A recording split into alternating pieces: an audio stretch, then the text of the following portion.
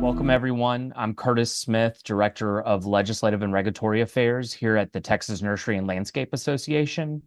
Today, we're zeroing in on the upcoming constitutional amendment on water.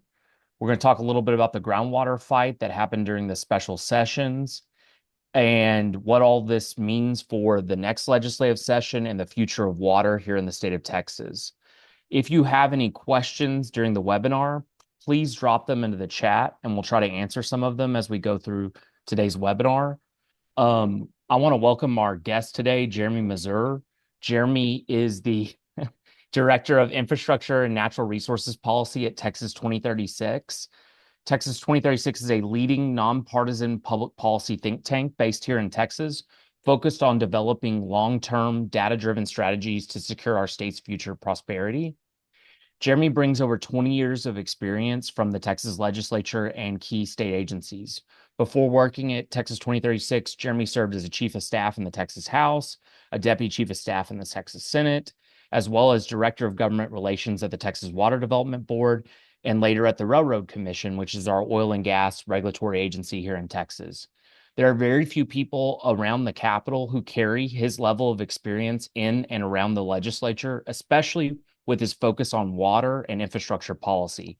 And we're very, very, very fortunate to have him here today to unpack and help us unpack Proposition 4, the Water Constitutional Amendment, which is on our ballot this November, and to talk about the groundwater debates and what they reveal about where the lawmakers are headed.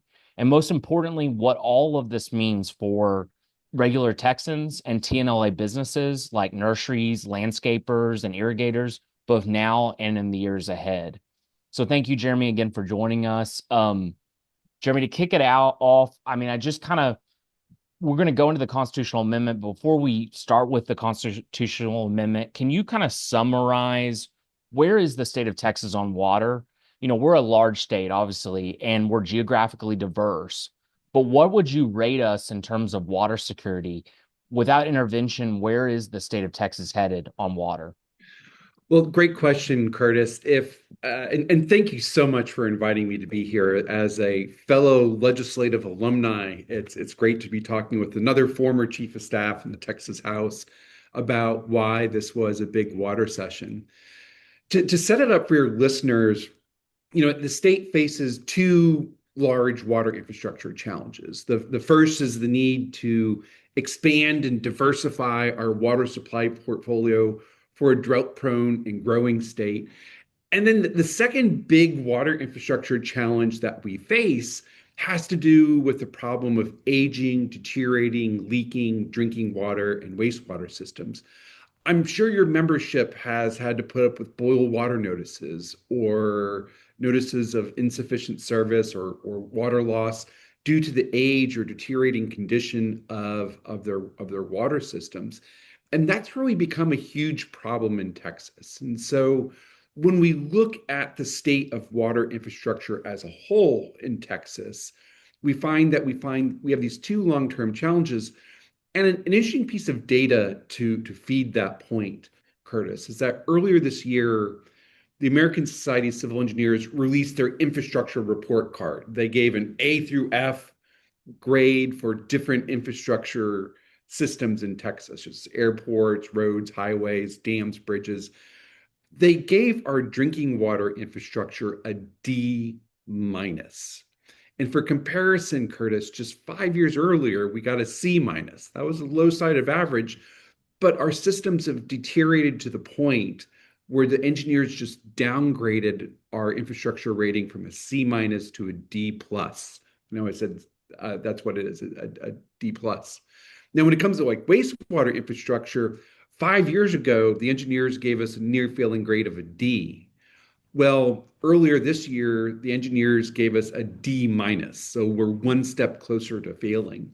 So I think when we look at the big issue about like what our infrastructure challenges are with regard to need for supplies and fixing failing systems, and also look at the data from the American Society of Civil Engineers, there's a lot of concern with regard to the reliability of our water infrastructure for our future.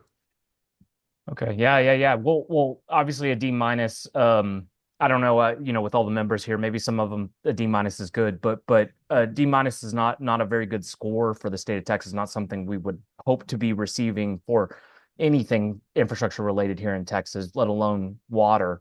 Um, but I mean, that kind of came out, I think, right there at the beginning of session or right before the legislative session, and so maybe there was this feeling as we went into the legislative session that this was going to be a big water session. So can you talk a little bit about some of the big water priorities during the legislative session, knowing that this is also going to sort of lead us towards this constitutional amendment, which our folks are going to have an opportunity to vote on here this November? Yeah, Curtis. So we have to go back a little bit to 2023. I mean, I think that was the first major water infrastructure session we had had in 10 years. And the reason for this was, again, the legislature was concerned about the need for growing our water supply portfolio. There were these high profile stories of boil water notices in Austin and Houston, failing systems, water leaks. And so 2023 was a big water session when the legislature and voters approved creating this new fund, the Texas Water Fund, to pay for different types of water infrastructure projects. Over the subsequent interim between the 2023 session and the 2025 session, more attention was being paid to what reliable water infrastructure means for economic growth and development. Everyone understands that water and water resources are important. It's a key ingredient for life, and we're a drought-prone state. I think everyone in the legislature gets that. That's legislative water policy 101. But there was a growing recognition that if we want to have this thing called the Texas economic miracle continue, where we're seeing continued population growth and economic growth, especially within the Texas Triangle between DFW, Houston, and Austin, San Antonio, you need to make sure you have reliable water infrastructure in place. And so when the 89th session, the Texas legislature began this January, Governor Abbott, in his State of the State address, called on the legislature to make a Texas-sized investment in water infrastructure. And I think that a lot of the reason for this was the growing recognition that reliable water infrastructure, like a dependable electric grid and a qualified workforce, is one of the key ingredients the state needs in order to continue this Texas economic miracle. Yeah, yeah. And I started to notice in that kind of run up to this last session, like, every kind of chamber of commerce, for example, from let's just say San Antonio or whatever, seeing water kind of pop up for the first time into their priority list or move up that list. And so it became what you started to see was I could see that multiple organizations, and it's not just chambers, like manufacturing, everyone kind of seeing water kind of creep up their priority list as they came into this session. And it seemed like there was more engagement. And that makes a lot of sense when you look at the economic development story. I mean, we've heard, stories about Samsung moving to Central Texas, about Texas Instruments creating a plant in North Texas. A lot of those discussions, the reason why these have happened is because water infrastructure and water supplies have been secured for this type of development. And a lot of these chambers and other business groups, I think one of the things that they're hearing over and over and over again from their members was we need to have reliable water if we want to continue to see businesses grow and expand in our area. In fact, I've even seen evidence that some other states have tried to poach businesses away from Texas by saying, hey, come to Ohio. We actually have water. They don't tell you how cold it is during the winter, but they do try and sell it on how much water they have. Yeah. Yeah. So, that kind of leads me to like the, Proposition 4, that's on the ballot, coming up soon, quick, Yeah. this November, with early voting starting at the end of October.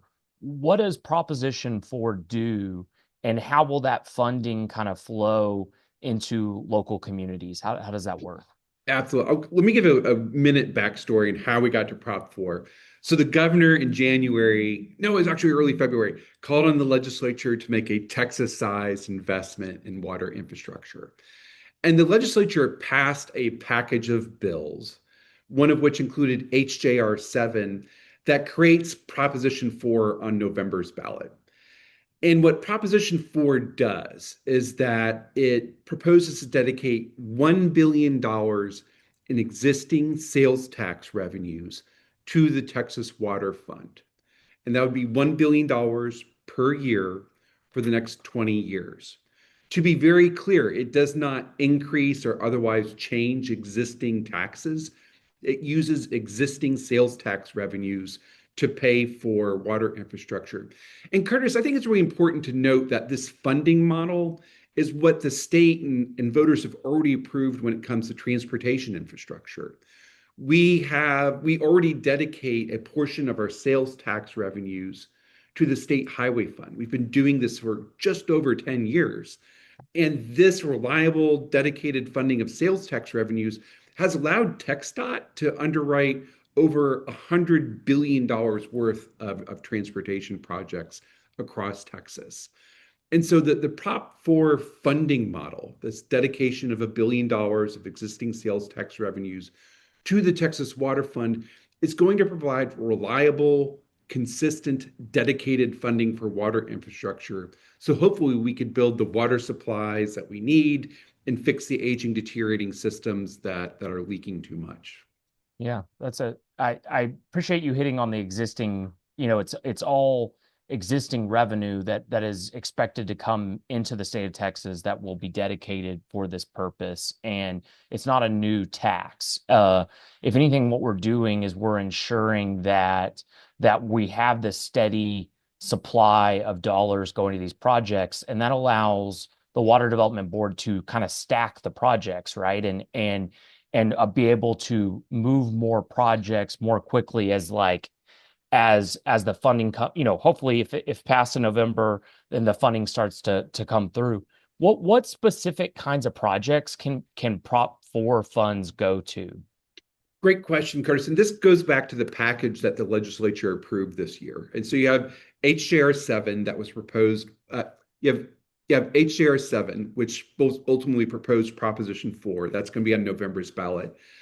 Another bill that went hand in hand with that HJR 7 is Senate Bill 7, also authored by Senate Chairman Charles Perry.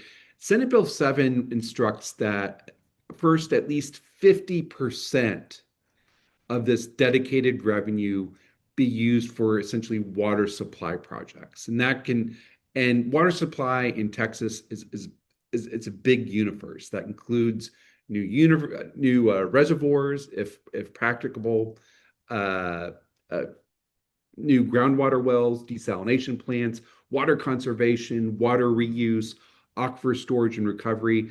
Again, the idea behind this focus on water supply development is that we need to make sure that we have enough water molecules available in Texas to sustain business and civic life in the event of the next big drought. Keep in mind, and I'm sure your listeners know this, Texas is a very drought-prone state. I mean, a famous quote goes that Texas is a land of perpetual drought visited by the occasional biblical flood. And if anyone's lived here for a year, 10 years, or a lifetime, you know that is true. And so at least 50% of this dedicated funding has to go towards water supplies. The remaining portion can be used for, I think essentially two other types of buckets. The first, it can be used to fix our aging, deteriorating drinking water and wastewater systems. These are the systems that are causing over 3,000 boil water notices across the state per year.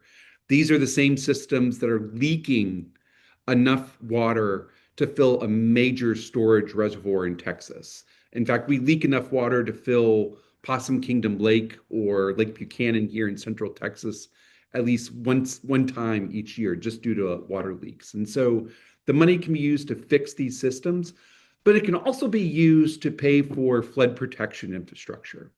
And the importance of the need for this type of investment was certainly reinforced after the July 4th floods in the Hill Country. And so the good news here is that this dedicated funding stream can also be used to pay for flood protection or flood control and mitigation projects. Okay. Yeah. Thank you for all of that. I mean, I think that's helpful. I mean, I just, you know, I guess, I mean, is there anything else you would want to add on this? Because the only other thing, I guess my question to you would be like to give me the one quick like argument why you think voters should support this constitutional amendment this November. Yeah, the what's the Prop 4 sales pitch in a minute? Yeah, yeah, I think, well, first of all, this doesn't involve new taxes. We're just allocating existing revenues to water. Second, we know that water, like a reliable electric grid and a competent workforce, is one of the key ingredients for continued economic growth and development. And so, if we're going to continue to be a growing state in terms of population growth and economic growth, we need to fix and figure out the water problem. And so, what I think about what Proposition 4 does is it provides us reliable funding so we can pay for the infrastructure that basically ensures that we have reliable water infrastructure so people can stay in their communities, we can fix the leaking pipes, and we can provide the foundation for continued economic growth and development in Texas. okay. I think I was just under a minute in that That was sales. good. That was good. I was testing you. It was really a test for you. Very good. Very good. No, I appreciate all that. I kind of want to switch gears a little bit and talk a little bit about groundwater here. And, you know, uh, basically to set like kind of the what I'm talking about here is over the summer, basically, and during the two special sessions and kind of the month leading to the first special session, there was a proposed project that in East Texas to drill some wells and export groundwater, aquifer water out, I guess, to the DFW area, and it kind of went viral in the media. There was some kind of maybe some blockbuster hearings in the legislature, and just kind of wanted to hear um, get your kind of opinion about what that was all about and kind of where it led and then we can kind of keep the conversation going around that. I think to set some context about why groundwater blew up into be a big issue is that it's worthwhile noting that I think there's two types of groundwater in Texas. Well, it's all groundwater, but legally there's two types of groundwater. There's groundwater that is regulated, and that's for individuals that have land and groundwater within the confines of a groundwater conservation district, Right. which is authorized under Chapter 36 of the Texas Water Code. Groundwater conservation districts can regulate where you put your pumps and sometimes how much water you can pump out of those pumps. And so we have regulated groundwater for people that live within the confines of a groundwater conservation district or GCD. The other type of groundwater is essentially unregulated. It's what we call in the water world, it's rule of capture water or gray area water. And these are areas where there is no groundwater conservation district. And what basically applies, or the regulatory principle that applies to the production and use of groundwater in these unregulated areas, is what we call the rule of capture. And the way this works, Curtis, is like, let's assume that we're neighbors. You have a humongous pump, the groundwater pump, a max pump 5,000, and I only have a measly little groundwater pump, and we're both pumping from the same aquifer. If we're in an unregulated area, you have the right to pump as much groundwater as you want, provided that it's not being wasted and it's being put to beneficial use. Even if you drain all of the groundwater from beneath me and my insufficient dinky pump can't really access the groundwater, the way the rule capture works is like I can't sue you for depleting my groundwater. It's essentially a tort that protects the landowner with the biggest pump from being sued for depleting other people's groundwater. So we have these two types of groundwater in Texas. We have regulated groundwater, which is for people that live within the confines of a groundwater conservation district, and unregulated for people that basically live in these gray areas where the rule of capture applies. What we saw this summer was, and based off of a project that was proposed in, I believe, an unregulated area, was a substantial concern over the volume of water that was going to be pumped and the fact that the water was going to be pumped out of one area in East Texas and transported to the benefit of an urban center that I think it was Dallas.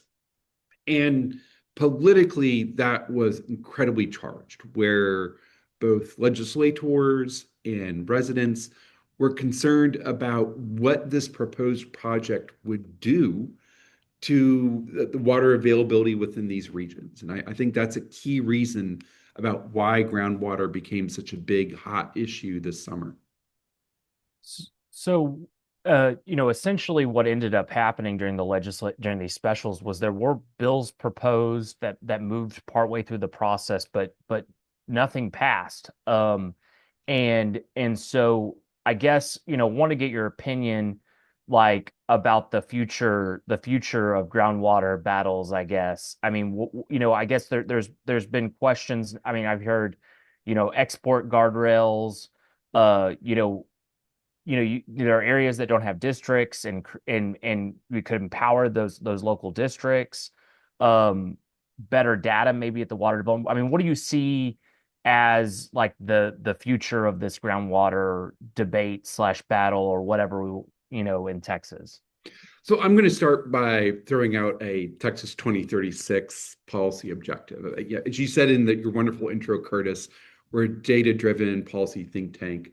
When it comes to groundwater, we think it is vital that we have accurate data and science to measure and gauge the amount of groundwater that is available within aquifers within across the state and what the current pumping rates actually do to that groundwater availability. That the famous saying is that you cannot measure what you do, you cannot manage what you don't measure. And so we think it's critical that we have the science and data in place so we have an accurate understanding of the characteristics and volumes in our aquifers. So stepping off of that very controversial soapbox, just kidding. I think the future of the groundwater debate will continue to be heated. What's interesting to me and what surprised me this special session and in some of the legislative dialogue this summer was that a legislature that has traditionally been very pro property rights, deferential to this thing called the rule of capture, is now appearing to be somewhat uncomfortable with the rule of capture, insofar as it does allow that person with the TurboMax 5000 pump to pump as much as they want, and if they're not in a GCD, to export that water to wherever wherever someone wants to buy it. I mean, that's the way the current situation, the current market, and the current regulatory framework works. But there's growing discomfort with that. I think, particularly because legislators are worried about, well, does this mean that water in our area could be mined and exported? And at the end of the day, my communities will have less water available, or they're going to have to spend a lot more on towards deepening their pumps and higher electricity costs just so they can access available groundwater. I think this groundwater debate has only just begun. And I think there's going to be some bigger conversations about the role of groundwater conservation districts, bigger conversations about the propriety of proposed projects that export water out of an area. And of course, I think there's going to be some bigger conversations with regard to the rule of capture itself. Do we want to rely on this English common law tort that was, I think, first applied or invented around the time of Henry VIII, or maybe even fifth, one of the Henrys, the king, and still use that to govern how we use our groundwater? Yeah. 100 years ago, the Supreme Court said that the rule of capture is fine.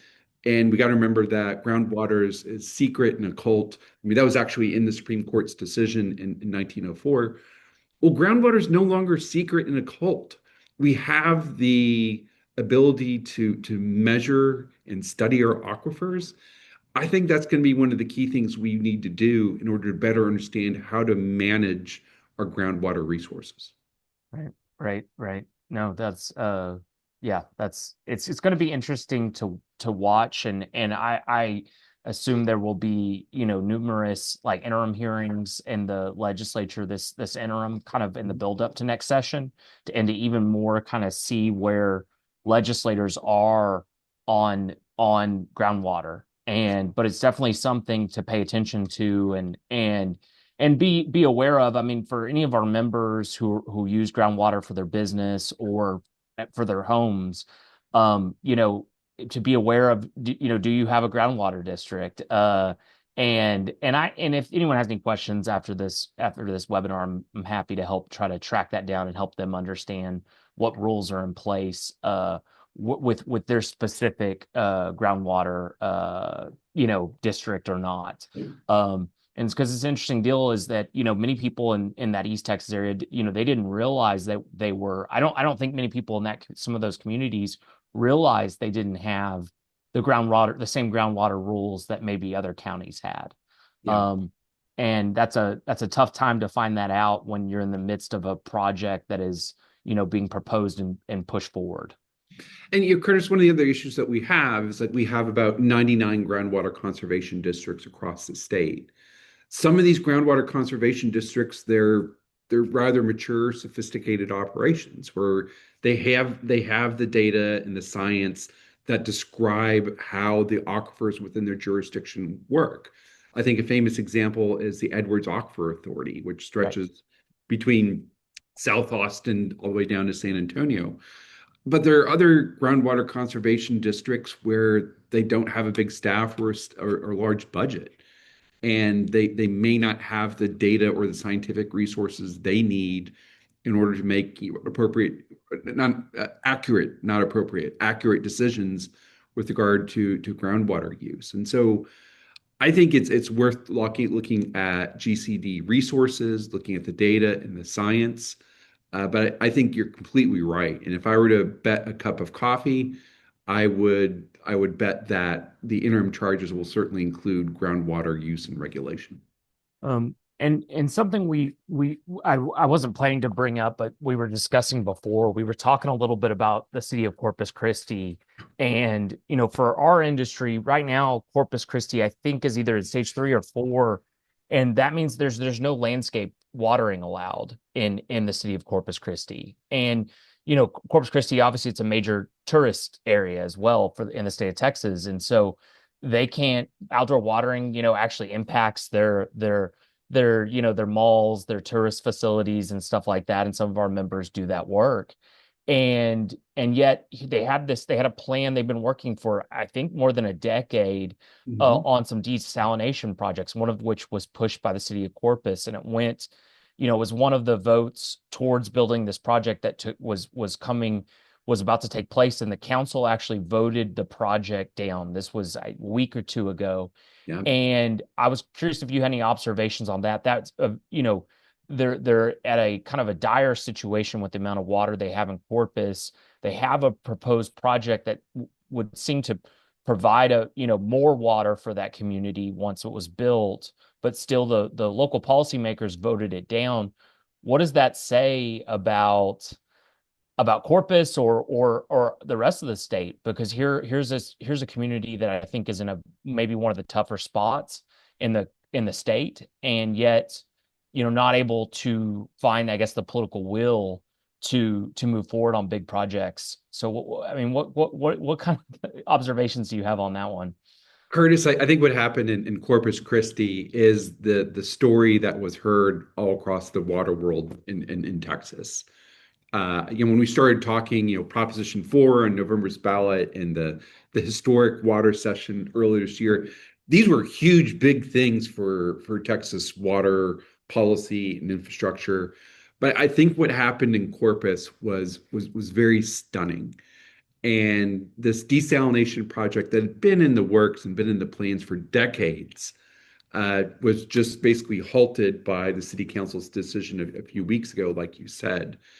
I think there's certainly a cautionary tale here where I think there's a broad recognition that we certainly do need to expand and diversify our water supplies, but there's growing voter concern about how much are they going to have to pay for it.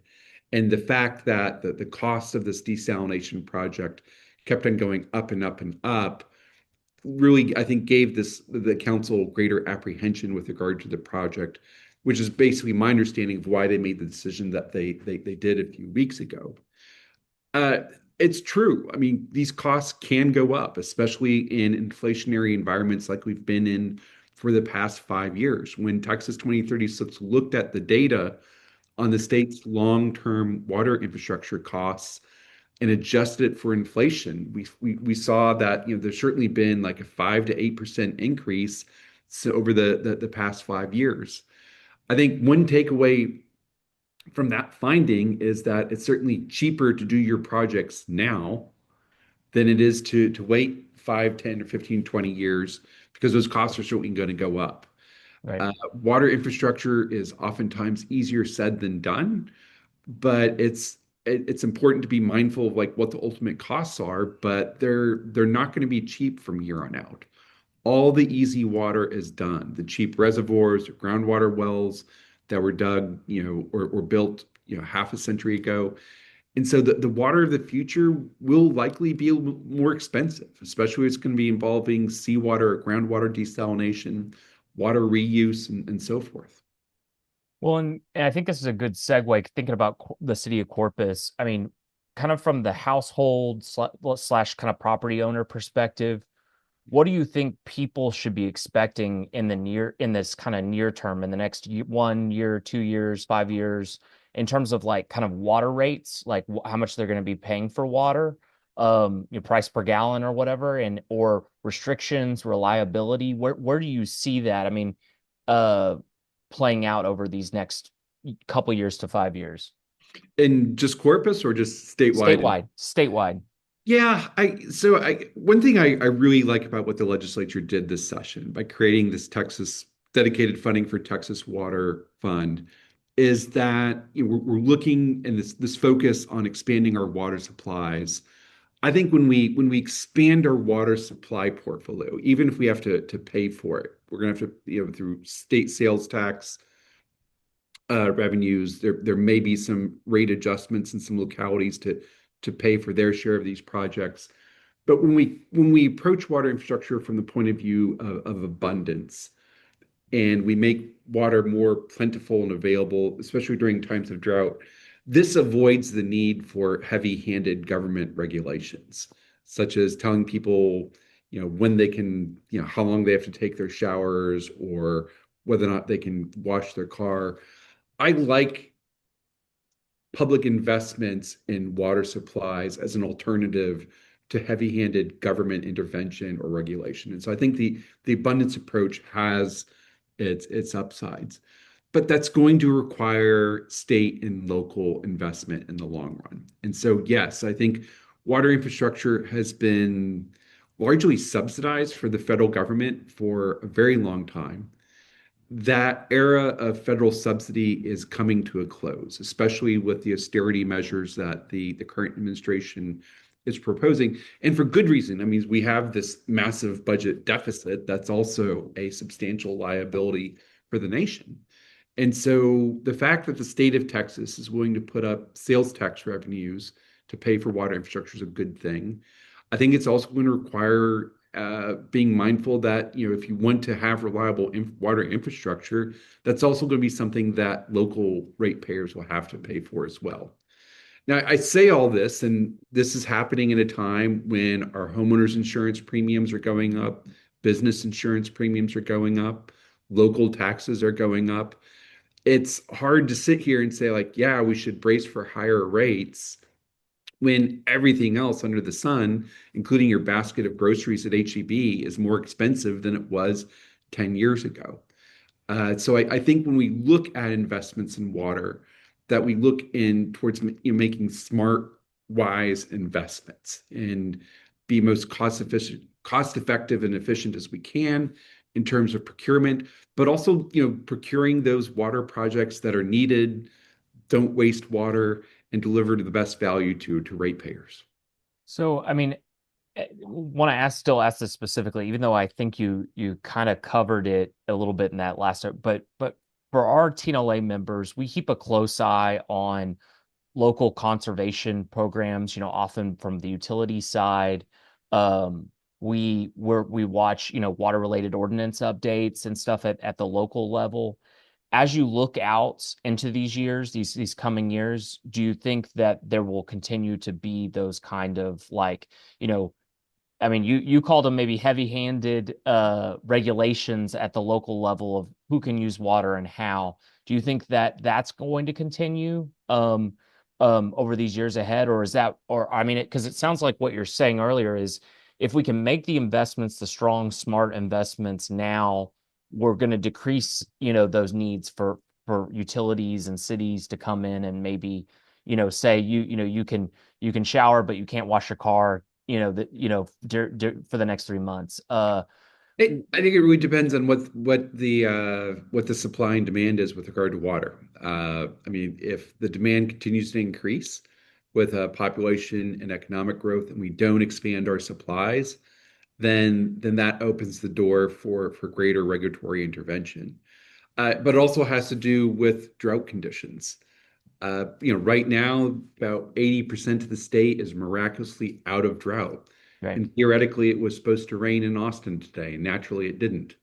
But the worse drought conditions get, the less water we'll have, which will oftentimes increase the need for regulatory interventions that are frankly understandable. I mean, when you are in uh, the D4 drought category and it hasn't rained for 8 months like it did in 2011, we need to have bigger conversations about, what can we do in the short run? What drought response policies can we do to conserve and stretch our water supplies when we don't know when the Lord's going to send rain again? Okay. So many of our businesses, our members who are on this call, they use water, right? It's part of their business. And I wanted to ask you, what would are there any recommendations for them, like both, I guess, how to plug into regional planning or demonstrate the conservation efforts they're making there, in their facilities, or how to position themselves in this kind of changing water landscape? Do you have any advice on that kind of stuff? Yeah, I think it's a great question, Curtis. Well, first of all, we have the state water planning process that is a ground up planning process that starts with these regional water plans. If I remember correctly, state law requires that there be an irrigator or a representative from the irrigation industry on those regional water planning groups. And so these meetings are open to the public, so I would encourage folks to go. And if they're looking for representatives from the uh, the agricultural or irrigation industry, like apply to do that. But I think the other thing that I think is worth talking about, especially from the nursery and landscaping turf grass business, is it's fascinating to me to see how this business is is is changing and innovating. There have been a lot of discussions about more drought resilient turf grass or shrubs or trees that are being developed and sold that are more water efficient or drought resistant. I think it's fascinating to share the story about how the industry and is working within the market to essentially deliver goods that consumers, including homeowners and businesses and cities, need for a variety of reasons that work within the framework of living in Texas, where, again, it's a state of perpetual drought visited by the occasional biblical flood. And developing and selling products that are responsive to the specific market need, I think it's a fascinating story. Yeah, yeah. No, I appreciate those thoughts. And I think they're helpful for folks. And if anyone has also a question about the regional water planning thing, I can help connect you with that process. Very happy to help if that's something you're interested in doing, or maybe interested in doing. I can help provide some further guidance about how to get plugged into your local regional planning. But what the way that the state water plan is created is first at that local level by folks who live in your region. And so if people like you are not naturally part of that process, then it might not be a process that that you think is realistic or good. So I think more people are paying attention to those local regional water planning. That's something that I hear a lot at the Capitol. I know more legislators are getting more involved in their local regional water planning. And see that because it's kind of been behind the scenes for a long time. This work, and now folks see this. I know someone had asked in the chat. I'm gonna try to find that question, which is funny because it kind of ties into this. Someone asked about the Marvin Nichols Reservoir and the status on that project. How long has that been in our water plans? Oh, Decades and decades and decades, right? at least 50 years. Yeah. Yeah. A- And so, do you have any kind of update on the Marvin Nichols Reservoir or reservoir building in Texas as a possible solution down the line? It's all the easy reservoirs were built in the 1930s, 40s, and 50s and 60s. And so that's that the reservoir boom in Texas is over. Yeah. The good news is, I mean, they did just build a reservoir, Bodark Reservoir in North Texas by the North Texas Municipal Water District. But I think when we look at other proposed reservoirs, such as Turkey Peak, also in North Texas, or Marvin Nichols, also in Northeast Texas, there's a lot of policy and political concerns.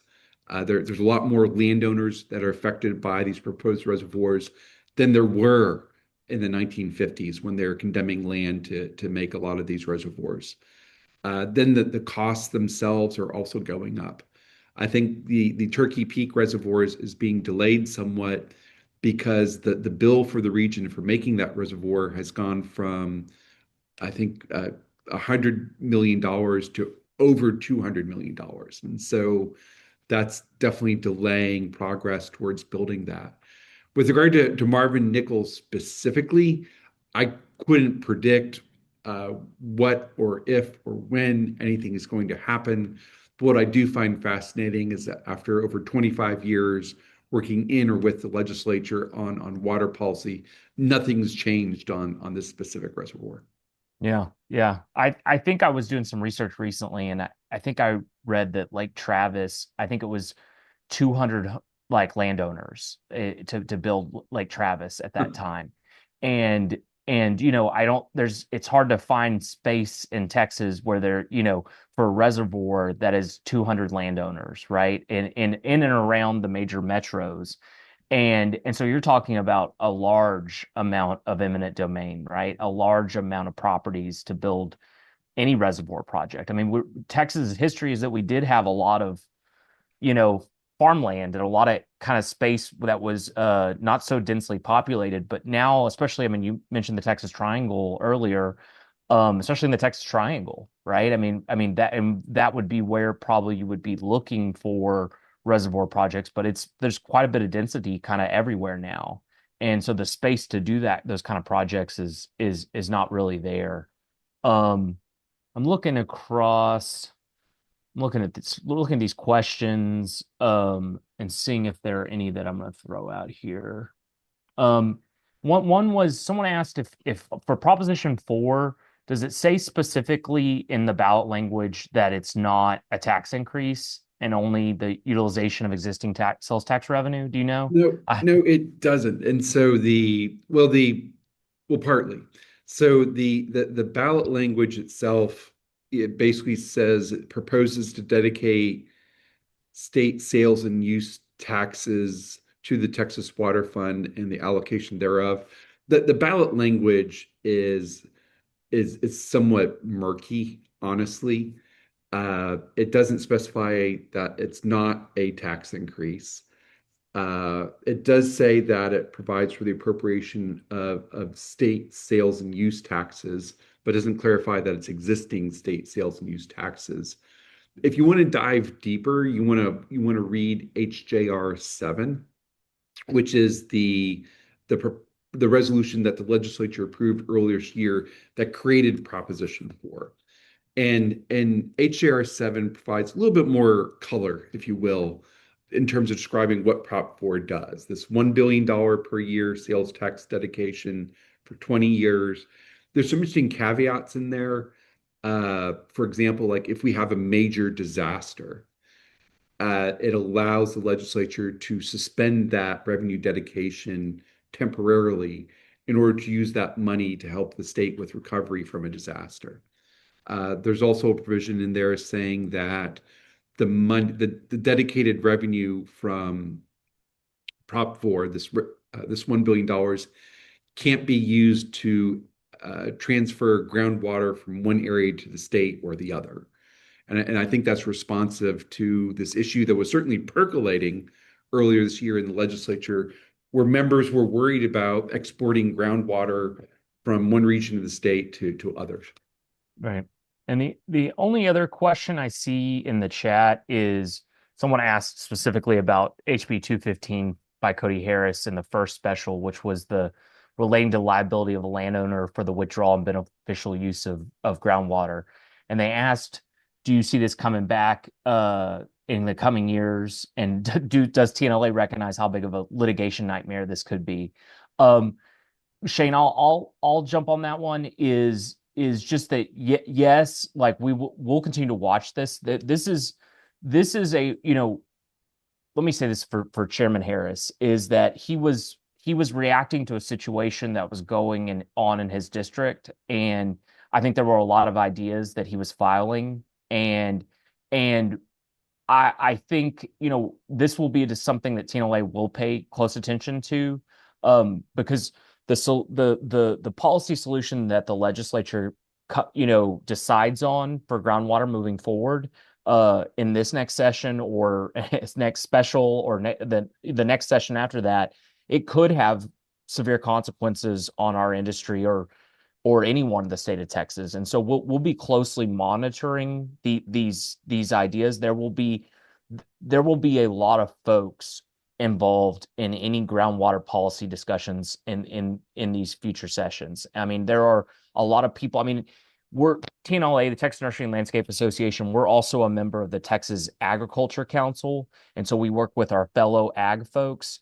We're in a similar situation on a lot of these groundwater issues tied to our nurseries, and we'll be working in tandem with our other organizations, kind of making sure that it's good for the state of Texas. Agriculture is still, it's the number 2 industry in the state of Texas. Number 1's oil and gas. Number 2 is agriculture.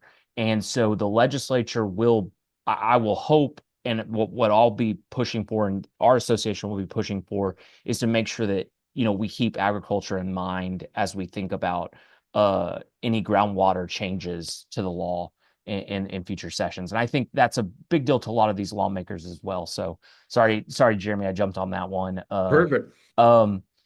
So that's all I think the questions I have. I mean, I just kind of wrapping it up. I mean, I want to come back to, I guess, well, one question sort of a kind of coming to a call to action is what kind do you have any advice to just the folks here today about what they can do to stay engaged and informed on water and water policy, water news, like a couple resources that you think might be helpful for folks like in this webinar?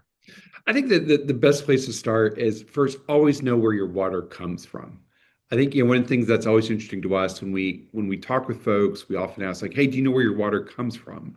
They don't know if it comes from a reservoir or an aquifer, but always understand where your water comes from, and also understand who's delivering or regulating that water. I think those are steps 1A or 1B when it comes to being effective for advocating for your own water interests. With regard to resources, Curtis, I think there's a lot of information and a lot of data out there when it comes to water resources and state water policy. Some of it can be very academic and very scientific, and if you're an academic PhD or you just like data, go for it. But I think certainly some of the good resources can be found at Texas Plus Water, which is a monthly newsletter put out by the Texas Water Journal that provides a great listing of articles from the previous month about big water issues. There's hot takes on water policy. There's also updates by Dr. Robert Mace from Texas State University on statewide drought conditions. So if I were to point y'all to one resource to go to, I would say look at Texas Plus Water. And of course, I could always be self-serving and say, like, hey, check out Texas 2036. Sure, but I would start with Texas Plus Water first. But I would also say, subscribe to our newsletter, Okay. which you can do when you visit texas2036.org. We often do have updates on what we're seeing in water policy, in addition to our work in other areas that may be of interest to your members, such as healthcare, workforce development, energy, and housing, to name a few. Yeah, 20 Texas 2036 doesn't just do water. They do a lot of great stuff at the Capitol, and they do a really good job of kind of like this nonpartisan, data-driven way. I mean, I kind of talked about that earlier, but we're way over time. So, Jeremy, I just want to thank you so much for walking us through Proposition 4. I just want to remind everyone and I dropped the ballot language into the chat. That is on our ballots this November. Early voting will start in late October. It is important to stay informed about there's a bunch of constitutional amendments, but Proposition 4 in specifically, is an opportunity to vote for water. And so I want to point that out. Thank you, Jeremy, for the groundwater kind of discussion, the Corpus Christi, thinking about the future of water here in our state. We appreciate your time and your work on an issue that is very dear to this organization. And just, remember this November, there are heavy stakes in our industry for water, for our businesses, for our communities, for the communities we love, and Texas' future. So thank you, everyone, for joining us. Thank you again, Jeremy, for joining us here today. Curtis, water is sometimes a dry subject, but I really enjoyed talking with you this afternoon. Okay. Thank you, Jeremy. Thanks, everyone.